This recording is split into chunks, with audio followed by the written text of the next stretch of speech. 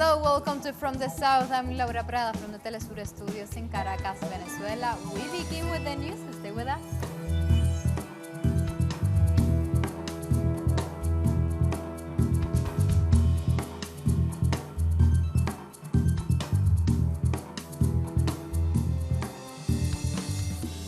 Iranian and German foreign ministers held a joint news conference expressing their support for the nuclear deal signed by the permanent members of the United Nations Security Council and Germany with Iran in 2015.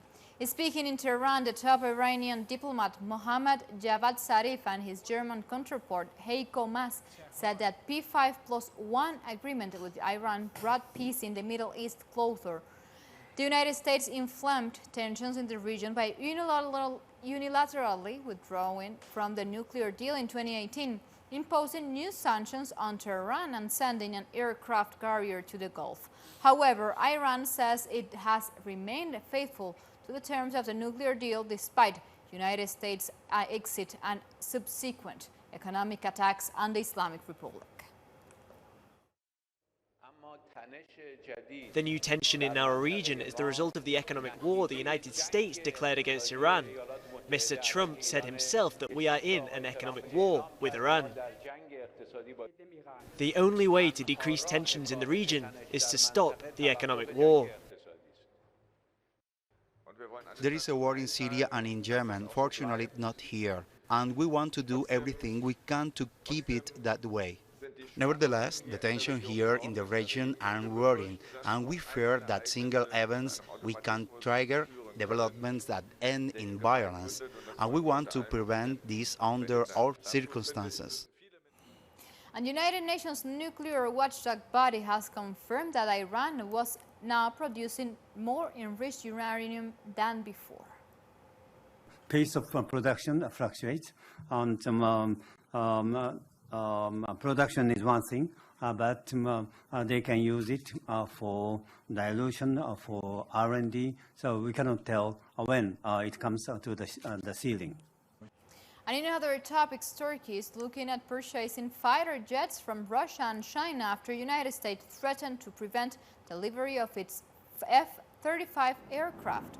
According to local media, Ankara has Plan B, C and D if the event that it has to purchase fighter jets from another source.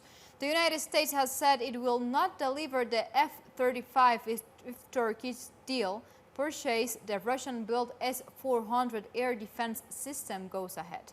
Turkey and Russia signed a $2.5 billion contract for the model in 2017. And we move on to China because they are breaking records as it increases its gold reserves and diversifies away from United States dollar assets. China is investing heavily in gold as the White House continues to pursue its trade war. It has added more than 58 tons of the metal to its reserve over the past 6 months. The country has the 6th largest gold reserves in the world, having focused on foreign exchange reserves in the past, of which it has $3.1 trillion worth. And now we go to Brazil, where they have uncovered alleged collusions between a former judge and a prosecutor, which led to the imprisonment of former President Luis Inácio Lula da Silva. Our correspondent in Sao Paulo, Brian Meir, sent us the following report with more details. Welcome, Brian. Just released 3 articles showing that the Lava Jato investigation in Brazil worked to prevent Luis Inácio Lula da Silva from speaking during the lead up to the 2000 elections, and that they worked to prevent the PT party from taking the elections, which opened the door for far-right President Jair Bolsonaro, who immediately hired Sergio Moro, the director of the Lava Jato task force, as his justice minister when he took office. This information is based on leaked conversations that were used in the Telegram social media app. And they also show conversations with Deltan Dallagnol, who's another one of the leaders of the Lava Jato task force, saying that he didn't think they had enough evidence to prove that Lula was involved in corruption in the Guarujá apartment complex case, which has resulted in him getting a 9-year prison sentence that he's serving right now. So This is interesting because from day one, the Lava Jato investigation has always worked in collaboration with the U.S. Department of Justice, the U.S. SEC, and the Swiss Federal Police. And through this investigation, they've worked in other countries. They've arrested Georgie Glass, the former vice president of Rafael Correa in Ecuador. They've raised charges against Michelle Bachelet in Chile. And in March of this year, the U.S. Department of Justice tried to give $680 million to the Lava Jato investigators as part of money that they had confiscated from Petrobras Petroleum Company so that they could open a private foundation. And this generated a lot of repercussion in the Brazilian media at this time. Now, about the evidence that was revealed, former presidential candidate from 2018, Fernando Haddad, is calling this the worst institutional crisis since the beginning of the Republic. Thank you, Brian. And we continue talking about Latin America and the Caribbean because major anti-corruption protests have been taking place in Haiti in the Caribbean as Southlands mobilized to demand the resignation of President Jovenel Moïse. At least 2 people have died and 5 are injured after police reportedly opened fire on protesters. This latest protest comes as a report by Haiti's Court of Auditors released earlier this month directly implicates the president and other top officials in a corruption scandal. According to the report, Moïse received millions of dollars in bribes as part of a road rehabilitation projects. Citizens have been taken to the streets since February to demand that Moïse resign from the presidency. Because the justice system is not only weak, it's corrupted. The president said that himself, that he nominated 50 judges that were corrupted. So that's why we're asking him to leave, so that we can finally find a way to do the trial. And from Latin America and the Caribbean, we move to Europe. Greece's president has dissolved parliament after accepting Prime Minister Alexis Tsipras' call for snap elections. The Prime Minister said with the early elections he hopes to preserve the economic progress that was made in recent years. Prime Minister Tsipras called for a snap election after the main opposition New Democracy Party defeated his leftist Syriza party by 9.5 points in the European parliamentary elections last month. The government wants to hold the new elections on the 7th of July. Time for a first break here from the South. Make sure you follow us on Twitter at Telesur English and on my account, of course, as you are seeing it, at Laura Pittelser. Stay with us.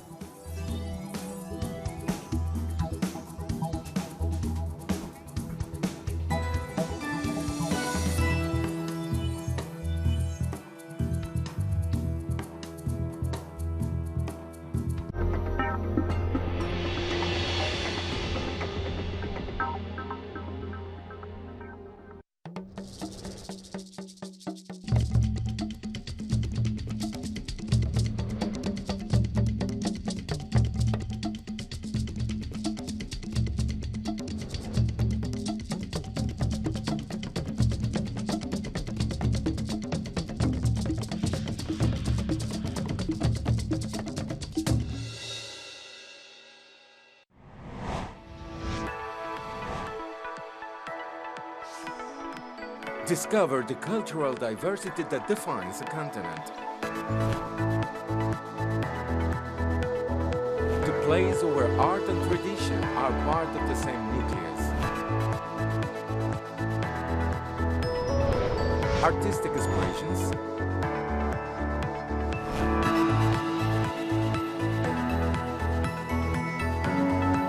values,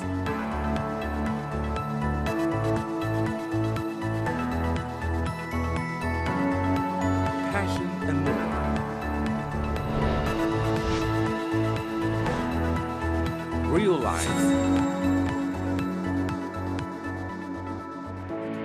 Fridays, only on Telesur.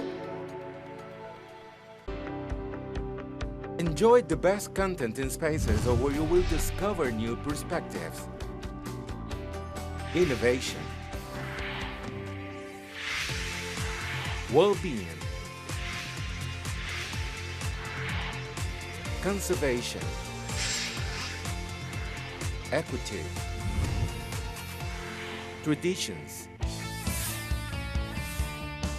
A wide variety of contents that you will find on Telesur, the news source of Latin America and the Caribbean. Follow the most important global events through a comprehensive perspective. With a team of journalists in 25 locations around the world to convey our people's reality. From the South. Weekdays. Only on Telesur.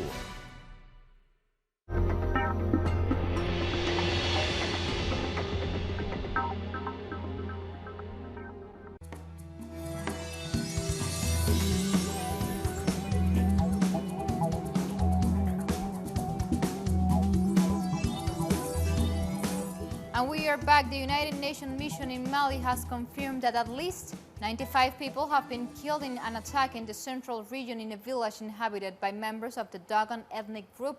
The attackers also killed animals and burned down houses, the government said, adding that an investigation was underway.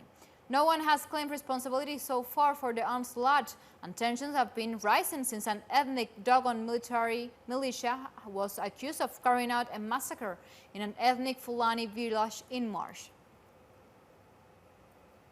The UN mission in Mali today said that a deadly attack took place yesterday evening in the village of Sobanuku in the Mopti region. According to preliminary information, armed men led an attack that left at least 95 people dead and many others wounded. The mission is coordinating its response in support of Malian authorities, and the United Nations system in Mali is mobilizing to provide humanitarian assistance to help people affected. The mission also provided air support this morning in support of the Malian government to prevent further attacks. And Sudan's ruling military council have released a leading member of the People's Liberation Movement North political party, Yasir Arman, who had just returned to the country after living for years in exile, was detained for 5 days. He was convicted for his alleged involvement in the uprising that began in 2011 in the Blue Nile state and was sentenced to death in absentia. Another 3 prominent protest leaders who were arrested over the weekend were also released after they met with the Ethiopian Prime Minister. Meanwhile, the civil disobedience campaign has entered its second day with most shops closed as people stay away from work in protest against military rule in Sudan. Much of the city remained shut down to pressure for the ruling military council. The Sudanese Professional Association issued the call for the national strike to begin on Sunday as a crackdown on protesters last Monday left dozens of people dead. The strike was 100% successful on its second consecutive day. The first day was 100% successful and 95% on its second day for now. I've been looking for an open pharmacy since this morning, and I haven't found any medication until now. And Rwandan authorities have temporarily reopened the country's busiest border crossing with Uganda to allow heavy goods vehicles to cross. The border will stay open for 2 weeks to help authorities assess the safety and efficiency of heavy trucks movements following renovation works. It had been closed for just over 3 months. As a result, an estimated 70% of border trade was stopped, severely impacting businesses and daily life.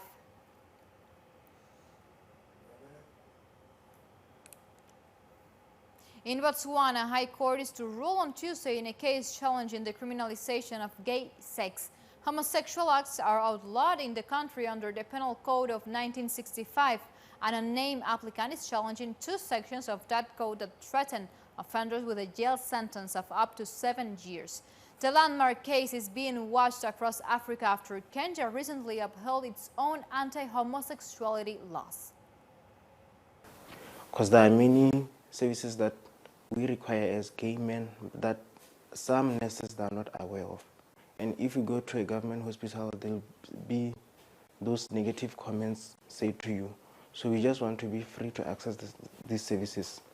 I think it will be a great disappointment if we lose this. Now we talk about economy in Ghana, because they have surpassed South Africa to become Africa's top gold producer. Data released by the World Bank has indicated that last year, mining ministries in Ghana produced 4.8 million ounces of gold compared to South Africa's 4.2 million ounces. Ghana is benefiting from lower-cost mines from their policies and new development projects. On the other hand, output is shrinking in South Africa as operators face high costs, regular strikes, and the geological challenge of tapping the world's deepest mines. And now we talk about sports because for the first time, Madagascar will participate in African Cup of Nations. President Andry Rajoelina sponsored the team's trip to Egypt, where the football tournament will be held from June 21st to July 19th. If we can go far at the Cup of Nations, we will give hope to all Malagasy children who are passionate about football. They will no longer want to become Neymar, but Faneva, Paulins, etc. And we continue talking about the sports because middle distance runner and double Olympic champion Caster Semenya has been included in South Africa's preliminary team for this year's championship in Qatar. However, her participation still depends on the outcome of her appeal to a ruling by the Court of Arbitration for Sports. The ruling requires middle distance female athletes with a high natural level of testosterone to reduce it with medication. Meanwhile, critics say the ruling has a sexist and possibly racist undertone, as it is not applied to other athletes with naturally occurring genetic advantages like the United States swimmer Michael Phelps, whose body produces half the lactic acid as an average person.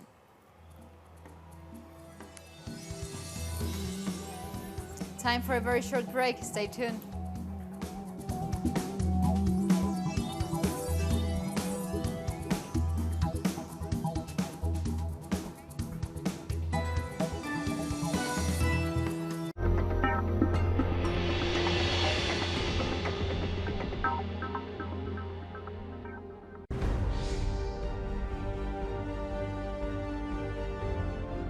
Acompañamos a los pueblos que resisten en cada una de sus luchas.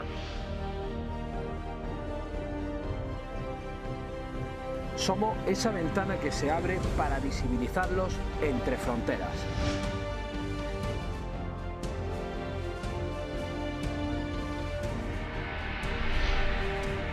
Thursdays, only on Telesur.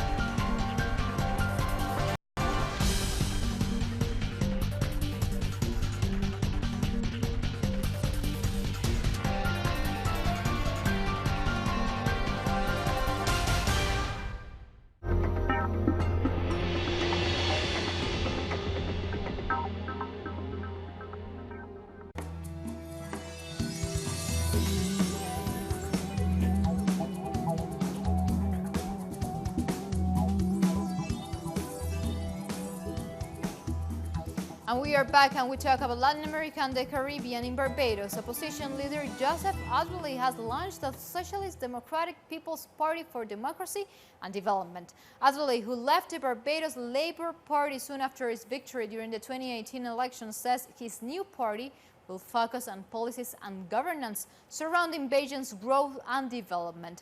Azuli adds that some Barbadians were already disappointed with the ruling the party's performance.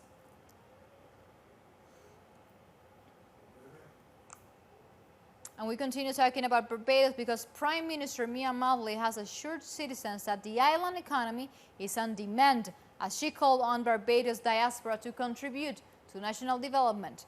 Mottley was speaking at the recent town hall meeting in United Kingdom hosted by the island's High Commission in London.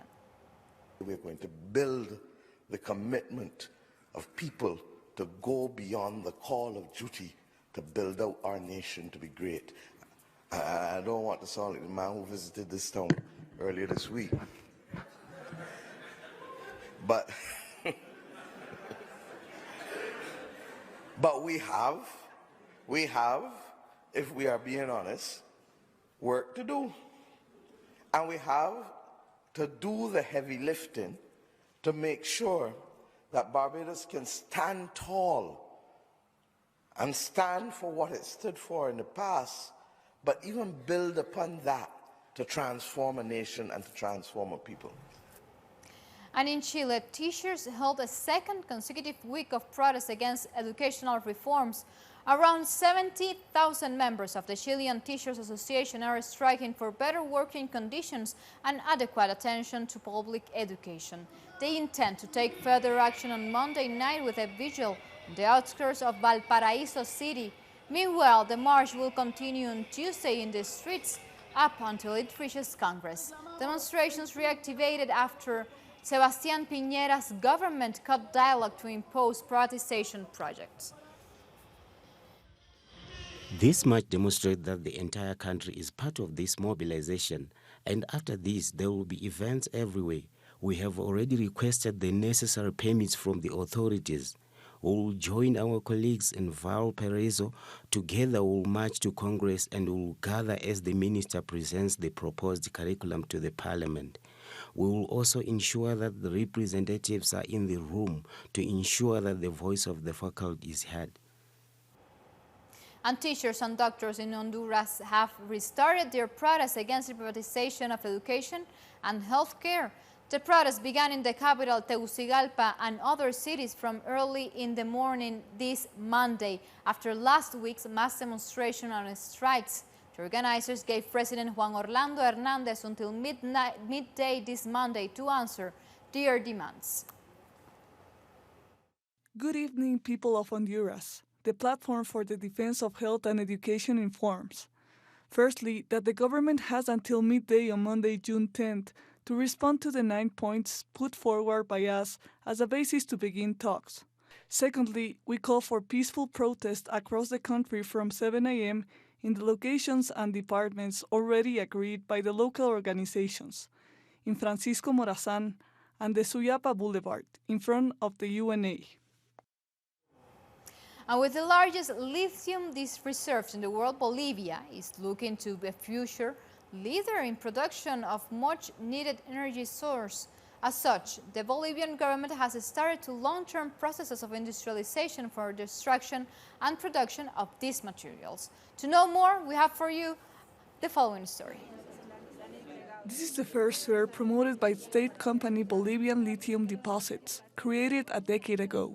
Here, suppliers can offer their products, as their sales can amount to $100 million this year alone. We are constantly in need of new suppliers, more inputs. That is the goal of this fair. We have divided the fair in 4 parts: goods, services, works, and consultancy. As a state-owned company is always looking to grow, after an experimental phase, at least 4 products will enter the industrial production phase. After finishing our pilot period, we have closed the industrialization phase in doing the potassium chloride pilot, cathodic materials pilot, lithium-ion batteries pilot. We have closed our industrialization cycle in order to give an added value to our raw materials. As industrialization is set to begin, Bolivia already has the greatest reserves of lithium in the planet.